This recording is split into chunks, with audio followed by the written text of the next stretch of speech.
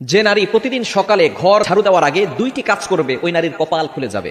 বর্তমানে আলহামদুলিল্লাহ নারীরা অনেকটা দিনের পথে চলে এসেছে, তারা এখন আলহামদুলিল্লাহ সঠিকভাবে চলার চেষ্টা করে, সঠিকভাবে চলার ট্রাই করে। আমরা বিশেষ করে সকালবেলা ঘুম থেকে ওঠার পরে ঘরটাকে ঝাড়ু দেওয়ার ট্রাই করি। ঘরটাকে ঝাড়ু দেয়, বিশেষ করে মা বোনেরা যারা আছেন ঘরটাকে পরিষ্কার পরিচ্ছন্ন রাখার জন্য ঘুম থেকে ওঠার পরে ঘর ঝাড়ু দেয়। এই ঘর ঝাড়ু দেওয়ার আগে কিছু কাজ করতে হবে। দুইটি কাজ যদি নারীরা করতে পারে ওই নারীর কপাল খুলে যাবে। এক নাম্বার হচ্ছে ফজরের সালাত আদায় করা। ফজরের 2 রাকাত ফরজ নামাজ আছে না নাই? ফজরের নামাজ কয় রাকাত? মোট হচ্ছে 4 রাকাত, 2 রাকাত সুন্নাত, 2 রাকাত ফরজ।